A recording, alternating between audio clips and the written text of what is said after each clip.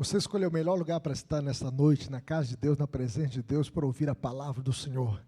E o nosso desejo é que Deus possa encher os nossos corações com o seu Santo Espírito e com a sua palavra que é viva e poderosa para transformar vidas e para edificar as nossas vidas e sempre nos despertar para melhor servi-lo. Estamos fazendo essa exposição de Eclesiastes e hoje com o tema busca por sentido na vida. Abra sua Bíblia nesse texto com muita alegria no seu coração e nós estaremos lendo esse livro que é tão importante para a nossa fé. Vamos ler esse texto, o livro do Eclesiastes ou o Pregador, capítulo 1, verso 12 até o verso 18. Convido os irmãos a se colocarem em pé e vamos ler esse texto juntos comigo. Você que está em casa também acompanhando a transmissão, que Deus abençoe a sua vida e que você possa compartilhar esse texto com outras pessoas. E você que está aqui na nave do tempo, que foi abençoado, tocado, compartilhe também a mensagem que vai ficar gravada nas páginas da nossa igreja para que outras famílias, outros corações sejam alcançados por meio da palavra de Deus. Diz assim um texto sagrado: Eu, o pregador, venho sendo rei de Israel em Jerusalém. Apliquei o coração a esquadrinhar e a informar-me com sabedoria de tudo quanto sucede debaixo do céu. Este enfadonho trabalho impôs Deus aos filhos dos homens para nele os afligir. Atentei para todas as obras que se fazem debaixo do sol, e eis que tudo era vaidade e correr atrás do vento. Aquele que é torto não se pode endireitar, e o que falta não se pode calcular. Disse comigo: eis que me engrandeci e sobrepujei em sabedoria a todos os que antes de mim existiram em Jerusalém. Com efeito, o meu coração tem tido larga experiência da sabedoria e do conhecimento. Apliquei o coração a conhecer a sabedoria e a saber o que é loucura e o que é estutícia, e vim a saber que também isto é correr atrás do vento. Porque na muita sabedoria há muito enfado, e quem aumenta a ciência, aumenta tristeza. Que Deus nos abençoe. Vamos falar com Deus. Pai querido, fale conosco, ó Deus, por meio da Tua palavra que é inspirada pelo Espírito Santo. Que o Senhor esteja nos dando, ó Deus, a compreensão deste texto pela iluminação do Teu Santo Espírito. E que Teu povo seja edificado. Que nenhum de nós saia daqui do jeito que entrou, mas que saiamos daqui cheios do Teu Santo Espírito, cheios da Tua palavra, cheios da Tua verdade. Em nome de Jesus, para a glória de Jesus. Amém. Poder sentar, meus irmãos. Você já percebeu como o conhecimento é valorizado na nossa sociedade? Nós vivemos cercados de cursos, palestras, livros, aplicativos, universidades. Inclusive, universidade quer dizer unidade na diversidade. E hoje nós temos apenas diversidade, não universidade. Porque quem dá unidade é Deus. E eles riscaram a teologia da universidade. Nunca tivemos tanto acesso à informação como hoje. Basta alguns cliques. Você tem informação aí na palma da sua mão, seu celular. E nós encontramos resposta para quase tudo. Como cozinhar. A pessoa às vezes não sabe fazer uma moqueca, vai lá e pergunta do Google, não é verdade? Ou não sabe fazer uma comida especial, ele consulta. Como arrumar o carro, como aprender um idioma e até como lidar com os problemas emocionais. Mas, curiosamente, meus irmãos, quanto mais sabemos, mais percebemos o quanto nós não sabemos. Só que chegou a dizer o seguinte: uma coisa sei, que nada sei. E junto com a informação cresce também a decepção, a frustração, o enfado. É como se nós acendêssemos uma lanterna mais forte e a gente pudesse observar a poeira, né? A poeira, a sujeira. E o rei Salomão, ele experimentou isso em alto grau, um grau máximo. E ele teve recursos, inteligência, tempo para investigar a vida de forma profunda. E no final ele chegou a uma conclusão surpreendente: quanto mais conhecimento, mais tristeza, mais dor. E Salomão, ele estava buscando respostas para as perguntas mais profundas. Qual o sentido da vida? Para que eu existo? Por que eu estou aqui? Veja, meus irmãos, o resumo dessa passagem. O contexto da busca: Salomão era rei em Jerusalém, filho de Davi, e ele aplica o seu coração para investigar a vida. E a sua busca é séria, é profunda, é intencional. Ele chega a dizer: esquadrinhar e informar-me com sabedoria. Ele não era apenas um curioso superficial. Tem gente que é curioso, né? Ele não, ele é alguém que estuda com profundidade, com autoridade, com experiência, com dons extraordinários dados por Deus. Ele teve um sonho e ele pediu a Deus: Senhor, dá-me sabedoria. E a Bíblia diz que Deus deu sabedoria para ele. O texto diz que: eis que faço segundo as tuas palavras, dou-te coração sábio e inteligente, de maneira que antes de ti não houve teu igual, nem depois de ti o haverá. Veja que ele recebeu uma sabedoria dada por Deus. E o peso dessa investigação, e ele chega a dizer: este enfadonho trabalho impôs Deus aos filhos dos homens, para nele os afligir. E os filhos dos homens aqui, os filhos de Adão. Todos nós, homens e mulheres, Deus impôs esse trabalho a nós. E o trabalho de buscar conhecimento é o encargo posto por Deus. Todo mundo quer saber. A gente já cresce como menino perguntando: por quê? Já pensou quantas perguntas o seu filho já fez para você? Por quê? A gente quer saber as coisas. O desejo de compreender é parte da nossa natureza criada. Deus nos fez assim. A gente quer especular, quer investigar, quer aprender, quer compreender as coisas. Mas no mundo caído, meus irmãos, essa busca se torna frustrante, cansativa, enfadonha. É assim a vida. Os limites do conhecimento, tudo é vaidade e correr atrás do vento. O conhecimento por si só não satisfaz. A sabedoria humana não consegue resolver os dilemas da vida. E o que é torto não pode ser endireitado, e o que falta não pode ser contado. O homem descobre os problemas, mas ele não tem poder para solucioná-los. A gente detecta o problema, mas não tem poder para mudar a situação. A excelência de Salomão, meus irmãos, ele superou a todos em sabedoria e conhecimento. Não fala como ignorante, mas como alguém que esgotou as possibilidades do saber humano. Ele dedicou-se a compreender tanto a sabedoria como a loucura e a insensatez. E o resultado da busca, ele conclui dizendo: é vaidade e correr atrás do vento. E ele chega a dizer: há muita sabedoria, há muito enfado, e o que aumenta o conhecimento, aumenta a dor. Saber mais, meus irmãos, amplia a consciência das nossas limitações. A gente vê a nossa pequenez e as injustiças da vida. A grande ideia dessa passagem é que a busca por sabedoria e sentido, quando feita apenas do ponto horizontal, apenas do ponto de vista humano, termina em frustração e vazio. Somente em Cristo nós encontramos a verdadeira resposta para a vida. E aqui nós podemos acompanhar o pregador em sua jornada e aprender com ele. Em primeiro lugar, a busca sincera por sabedoria. Veja o que diz o verso 12 e 13. Vai aparecer aí na tela, vamos ler comigo? Não sei se está bem claro aqui, mas depois vamos colocar uma tela para que vocês possam ler comigo com mais nitidez. Mas vamos ler comigo, todos juntos? Eu, o pregador, venho sendo rei de Israel em Jerusalém, apliquei o coração a esquadrinhar e a informar-me com sabedoria de tudo quanto sucede debaixo do céu. Este enfadonho trabalho impôs Deus aos filhos dos homens, para nele os afligir.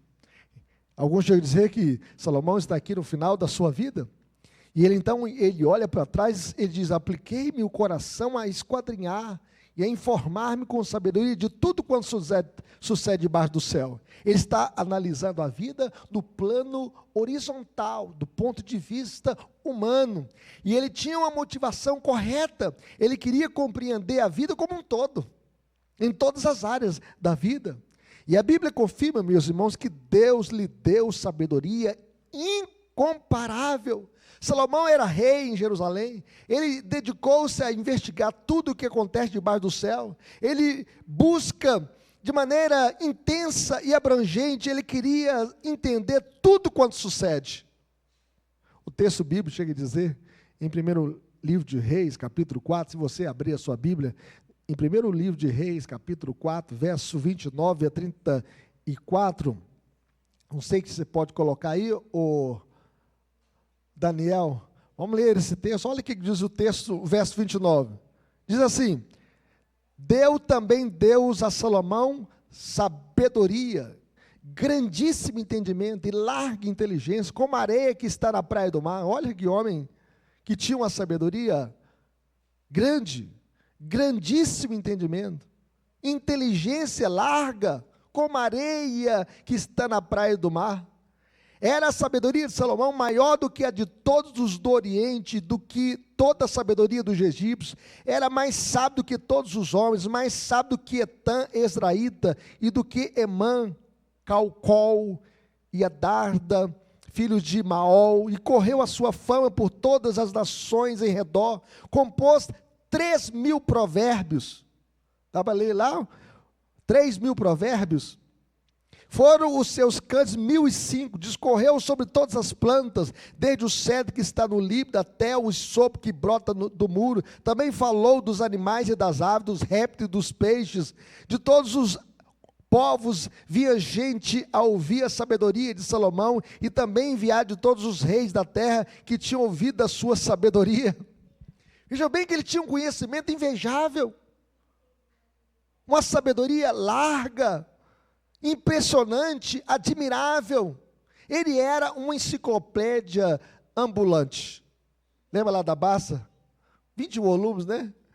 Ele era uma enciclopédia ambulante. Ele escreveu tremendamente palavras de sabedoria e beleza. Ele escreveu 3.000 provérbios, 1.005 cânticos. Ele podia falar de plantas e animais. Ele falou dos répteis. Ele falou dos demais animais, das aves. E ele ainda era mais sábio que Etã, Hermã, Calcol e Darda. Veja que a fama veio junto ao seu nome. Ele não tinha comparação. Ele era mais sábio do que os sábios do Egito, da Pérsia, da Babilônia. Gente de países distantes vinham até Jerusalém para ouvir a sabedoria de Salomão. Um exemplo foi a rainha de Sabá, que saiu de longe para ouvir a sabedoria de Salomão, e ela chegou a dizer: eu não ouvi nem a metade. Segundo Salomão, meus irmãos, este enfadonho trabalho impôs Deus aos filhos dos homens para nele os afligir. Veja bem que Deus colocou no homem o desejo de investigar, o desejo de compreender desde a criação. Se você abrir a sua Bíblia junto comigo em Gênesis 2:19, veja como Deus criou o homem. Deus falou assim: não é bom que o homem esteja só, falia um auxiliador, que ele seja idôneo. Veja o verso 19, logo em seguida, Gênesis 2:19. Vamos ler comigo? Havendo, pois, o Senhor Deus formado da terra todos os animais do campo, todas as aves dos céus, trouxe-os ao homem para ver como este lhe chamaria, e o nome que o homem desse a todos os seres viventes, esse seria o nome deles. Veja bem que Deus chamou todos os animais e colocou diante do homem, e o homem que colocou o nome em todos os animais, Adão. Colocou o nome na girafa, na zebra, no cavalo, na régua, no chimpanzé, na cobra, em todos os animais. Isto mostra, meus irmãos, que o desejo humano por sentido é legítimo e faz parte da imagem de Deus em nós. O macaco não tem sabedoria. O macaco não frequenta a escola. O macaco não faz multiplicação de 2 vezes 2. O macaco não sabe somar 3 mais 3. O macaco não sabe empreender, construir uma casa, construir um carro, um jatinho. Isto Deus deu ao homem, porque nós somos a imagem e semelhança de Deus. Por essa razão, nós estudamos muitas ciências: a física, a matemática, a biologia, a química, a astronomia, a geologia, a geografia. Pense ainda em quantos são os ramos do conhecimento aplicados. arquitetura, medicina, odontologia, farmácia, engenharia civil, elétrica, naval, mecatrônica, mecânica de rede da computação.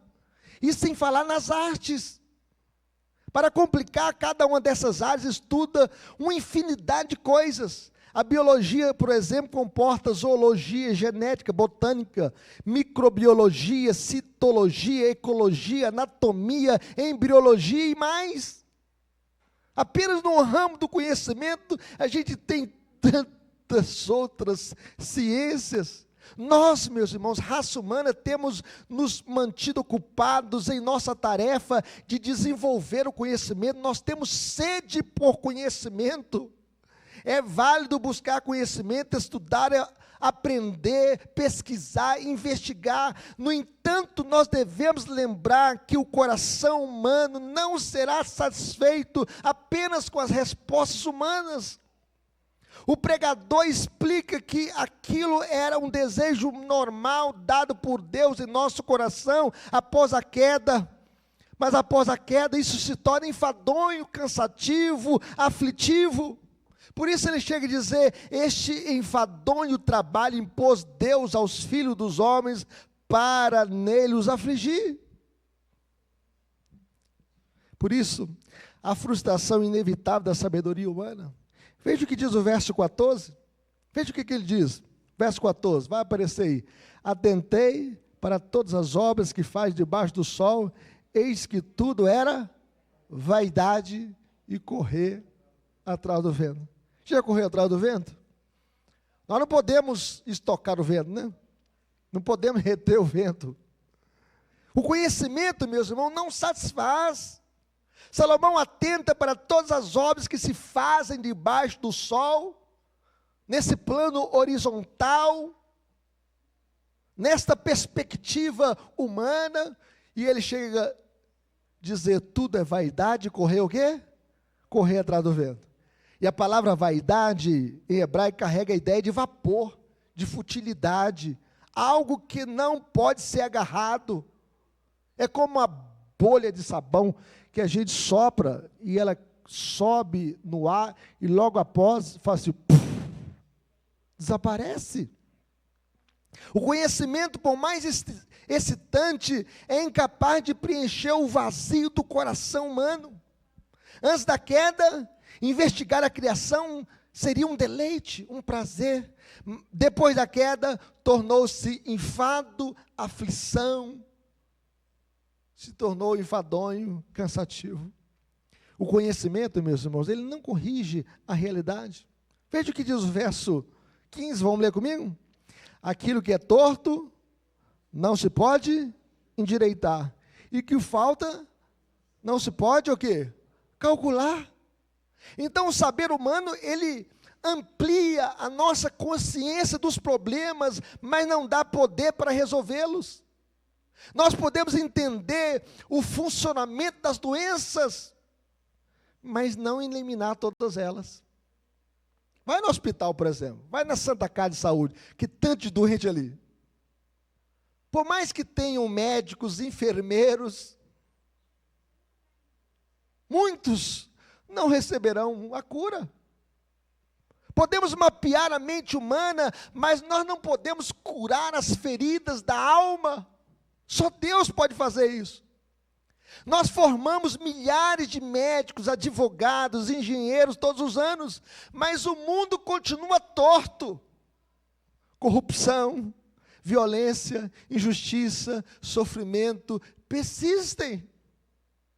O que é torto não pode ser endireitado.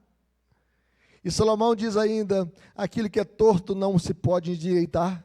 Nós podemos consertar, meus irmãos, um paralama do carro que sofreu um acidente, né, que a gente amassou, mas nós não conseguimos resolver todos os conflitos da família, da igreja, da sociedade. Será que você pode resolver todos os problemas da sua família? Todos os problemas que você enfrenta na sua casa? A injustiça no trabalho, falhas no governo, limitações físicas e dores emocionais que permanecem apesar dos nossos esforços. E a segunda parte do versículo diz assim: o que falta não se pode calcular. A conta da vida não fecha. Isso significa que na vida nós sempre teremos um déficit. A gente está sempre sentindo que falta algo.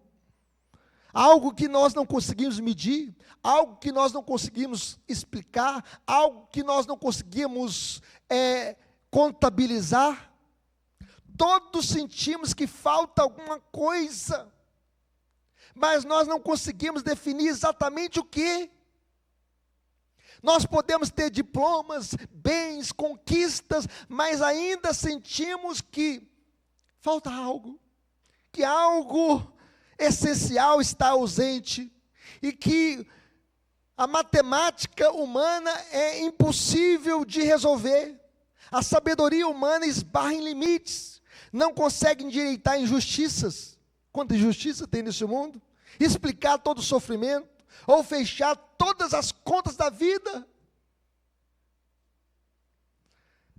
O conhecimento, meus irmãos, aumenta a dor.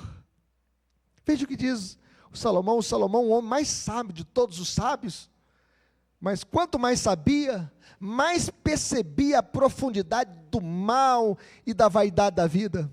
Veja o que ele diz no verso 16: disse comigo, eis que me engrandeci, e sobrepujei em sabedoria a todos os que antes de mim existiram em Jerusalém.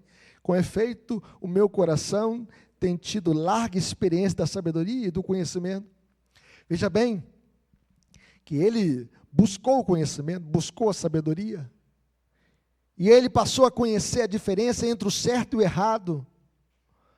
Mas conhecer a diferença entre o certo e o errado não resolveu o dilema do sentido da vida, porque a moralidade em si, meus irmãos, desconectada de Deus, também não satisfaz o coração humano. E ele chega a dizer: apliquei o coração a conhecer a sabedoria e a saber o que é loucura e o que é estultícia. Veja bem que ele se chafurdou no mais profundo do pecado. Ele queria saber o que é loucura, e vinha saber que também isso é vaidade, correr atrás do vento. Salomão, apesar de sua sabedoria, ele acabou sucumbindo à loucura do pecado. Ele se casou com muitas mulheres, e ele pensou: vou preencher o vazio do meu coração nos prazeres. E a Bíblia chega a dizer que ele teve 700 princesas, 300 concubinas, e ele então se chafurdou, se sucumbiu à loucura do pecado, e ele adorou muitos deuses, e ele abandonou o Deus vivo e verdadeiro. Conhecer a diferença entre o certo e o errado não preenche o vazio da alma. E a busca, então, se tornou tão inútil quanto segurar o vento nas mãos. Já tentou segurar o vento na mão? Já tentou estocar o vento? Por isso ele disse: vinha saber que também isto é correr atrás do vento. Mais conhecimento, meus irmãos, nem sempre traz mais paz. Veja o que diz o verso 18. Vai aparecer aí na sua tela para que você possa ler comigo. O que ele diz? Porque dá muita sabedoria há muito enfado, e quem aumenta a ciência, aumenta o quê? Aumenta a tristeza. O saber aqui amplia o quê? A consciência da miséria humana, a consciência da nossa pequenez, a dor de saber demais. Emílio Garofalo diz que pensar dói. Pensar dói. Quanto mais sabemos sobre a corrupção, mais indignados nós sentimos, mais indignação nós sentimos. Quanto mais nós conhecemos a maldade humana, mais tristeza nós carregamos. Crianças pequenas, meus irmãos, vivem mais felizes. Tem vezes que a gente quer voltar a ser criança, né? Voltar à fase da infância. Crianças pequenas vivem mais felizes até descobrir as realidades do mal do mundo. Até que elas começam a crescer, e à medida que aprendem sobre guerras, corrupção, maldade, violência, a dor aumenta. Nas palavras de Emílio Garofalo, ele chega a dizer: eu viveria mais tranquilo se não soubesse nada sobre a corrupção que acontece no meu país. Viveria com muito mais paz se não fizesse a ideia dos casos de pedofilia. crianças que são abusadas, o tráfico de mulheres e crueldade a animais, e eu viveria mais feliz na ignorância, se não soubesse dessas coisas. Então, aumentar o conhecimento também aumenta a dor. E aqui nós podemos perceber, será que existe esperança? A esperança na sabedoria de Deus, meus irmãos. O pregador parou no beco sem saída da sabedoria humana, quando ele olhou apenas debaixo do sol, apenas do ponto de vista humano, ele ficou num beco sem saída. Mas a revelação de Deus nos mostra o caminho.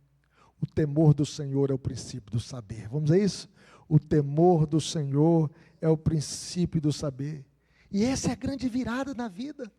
Quando a gente conhece a Deus, quando a gente teme a Deus.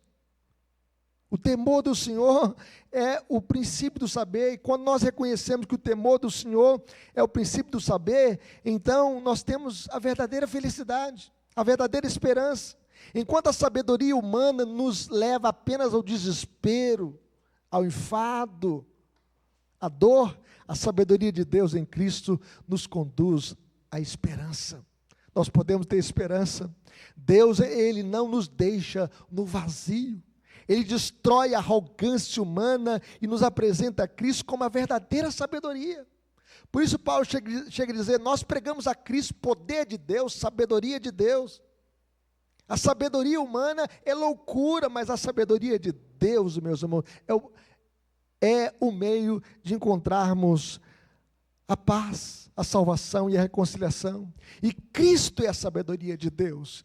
Cristo é a resposta da vida. Ele assumiu a nossa dor, Ele foi à cruz, e na cruz Ele foi traspassado pelas nossas transgressões, Ele foi moído pelas nossas iniquidades, e o castigo que nos traz a paz estava sobre Ele, e pelas suas pisaduras fomos sarados. Cristo é a sabedoria de Deus. Cristo, Ele nos mostra o caminho da verdadeira sabedoria, que é viver em submissão à vontade do Pai, viver em fé, em esperança, em amor. Em Cristo, a conta da vida fecha. Pelos nossos cálculos, meus irmãos, nós estamos fadados ao fracasso, mas pelo sangue de Jesus, Ele nos reconciliou, com Deus. Por meio do seu sangue, Ele nos purificou de todos os nossos pecados, e a Bíblia diz o seguinte: se andarmos na luz como Deus está na luz, mantemos comunhão uns com os outros, e o sangue de Jesus, seu Filho, nos purifica de todos os nossos pecados. Assim, a sabedoria de Deus não nos lança no enfado, mas nos lança na esperança, esperança de que os nossos sofrimentos são passageiros, esperança de que logo estaremos na presença do Senhor, porque na presença de Deus há plenitude de alegria, e esperança de que em Cristo nós encontramos a resposta para todas as nossas perguntas. Em Jesus, o que é torto é restaurado, e a conta da vida finalmente fecha, porque Ele pagou toda a nossa dívida na cruz. Na cruz, Jesus resolveu nossos maiores problemas. O nosso maior problema, meus irmãos, não é um problema financeiro, um problema de saúde. O nosso maior problema é o pecado. E na cruz, Jesus levou sobre si toda a nossa dívida para perdoar todos os nossos pecados. A gente sempre ouviu aquela frase, pau que nasce torto, morre torto, não é assim? Mas Jesus é o carpinteiro de Nazaré. Ele quem pode endireitar a nossa vida. Ele quem pode transformar a nossa vida. Ele quem pode tirar a nossa vida do caminho errado e endireitar as nossas vidas que estavam tortas. Só Ele dá sentido eterno à nossa existência. Não existe sentido na vida fora de Jesus. A cruz, meus irmãos, parecia derrota, parecia loucura, mas foi nela que Deus revelou a sua sabedoria. E a Bíblia chega a dizer, visto como na sabedoria de Deus, o mundo não conheceu por sua própria sabedoria, aprove a Deus salvar os que creem pela loucura da pregação. É por isso que nós pregamos o Evangelho. Em Cristo nós encontramos propósito, em viver pela fé, pela esperança e pelo amor de Deus em Cristo Jesus. Em Cristo nós temos a verdadeira paz. Em Cristo Deus endireita os nossos caminhos. Em Cristo nós temos a conta da vida fechada, acertada, porque o sangue de Jesus nos lavou de todos os nossos pecados e zerou toda a nossa dívida. Louvado seja Deus. Conclusão, meus irmãos, o pregador nos mostra que sem Deus, todo conhecimento é apenas correr atrás do vento. Sem Deus, a vida não faz sentido. No ambiente universitário, eles riscaram Deus da história. Não tem mais universidade apenas a diversidade, porque riscaram Deus do centro. A filosofia humana pode levantar boas perguntas, mas não responde às questões últimas. De onde eu vim? Por que estou aqui e para onde eu vou? Essas perguntas só são respondidas no Evangelho de Jesus. E a boa notícia é que a busca termina em Cristo, a sabedoria encarnada. Ele é o verbo que se fez carne, habitou entre nós, cheio de graça e verdade, e vimos a sua glória, glória como do unigênito do Pai. Nele a vida ganha um significado eterno. A vida só tem sentido quando Cristo é tudo na vida. E a grande pergunta que nós devemos fazer no final dessa mensagem é: como nós viveremos a nossa vida à luz deste texto? Vivendo no temor do Senhor, temendo a Cristo, temendo a Deus. O princípio do verdadeiro conhecimento é reconhecer Deus em todos os nossos caminhos, em todas as áreas da nossa vida, no casamento, na faculdade, nos nossos planos, nos nossos empreendimentos, no nosso trabalho, na nossa caminhada, na criação dos nossos filhos, levando Deus em consideração, porque sem Ele o conhecimento se torna idolatria e frustração. Quantas pessoas às vezes tornam a educação como a sua salvação? A salvação está na educação, mas por que tanta confusão no ambiente universitário? Por que tanta maldade no coração humano? Só Cristo, meus irmãos, só Cristo pode salvar o pecador. Com Ele, o saber ganha sentido e direção. E viver no temor do Senhor significa interpretar o mundo e a vida a partir da revelação de Deus, a partir do conhecimento de Deus, a partir da palavra de Deus, e não apenas da perspectiva humana, não apenas segundo a sabedoria humana, não apenas segundo o conhecimento humano, mas segundo a verdade de Deus. Nós devemos andar sempre à luz da revelação de Deus. Como viveremos, meus irmãos? Em segundo lugar, buscando Cristo como sabedoria de Deus. Ele é a lógica da vida, Ele é o sentido da vida. Salomão, o homem mais sábio de sua época, ele não encontrou respostas plenas. Mas em Cristo, e a Bíblia diz que ele é maior do que Salomão, a Bíblia diz que nele, em Cristo, estão escondidos todos os tesouros da sabedoria e do conhecimento. Por isso, viveremos olhando para Cristo como a ponte entre o debaixo do sol e o acima do sol, confiando que só Ele pode endireitar o que está torto em nossa vida e no nosso mundo. Só Ele pode endireitar. Só Ele pode endireitar uma família quebrada. Só Ele pode endireitar o coração de um filho rebelde. Só Ele pode sarar os corações machucados pelos traumas da vida. Só Cristo pode endireitar a nossa vida. Só Ele. Por isso nós devemos buscar Cristo como a sabedoria de Deus, porque só Ele pode consertar os corações que estão quebrados, e só Ele pode salvar o mais vil pecador. Só Cristo. Mas finalmente conviveremos vivendo com esperança que transcende este mundo. Nós estamos aqui neste mundo como peregrinos, de passagem. E a busca por respostas somente debaixo do sol, meus irmãos, termina em correr atrás do vento, termina em vaidade, termina em fumaça, termina como uma bolha de sabão. Mas ao conhecermos Cristo, nós vivemos além do transitório, além do passageiro, além do efêmero. E nosso trabalho, nossas escolhas e até mesmo as nossas dores adquirem valor eterno, Porque a Bíblia diz que todas as coisas cooperam para o bem daqueles que amam a Deus, daqueles que são chamados segundo o seu propósito. Então a vida debaixo do sol só encontra sentido quando nós olhamos para Cristo. Olhe para Cristo, caminhe com Jesus, porque Ele é a sabedoria de Deus, e nele, e somente nele, nós encontramos satisfação na vida. Só Ele pode preencher o coração do homem, e só Ele pode dar sentido à nossa vida, só Ele pode restaurar a nossa história, só Ele pode mudar situações, só Ele pode nos fortalecer na caminhada da vida. Que Deus nos abençoe, que Deus nos fortaleça, e que possamos buscar sentido na vida em Cristo, porque Ele é a lógica da vida, Ele é o verbo que se fez carne e habitou entre nós, cheio de graça e verdade, e vimos a sua glória, glória como do unigênito do Pai. Que Deus nos abençoe. Vamos orar?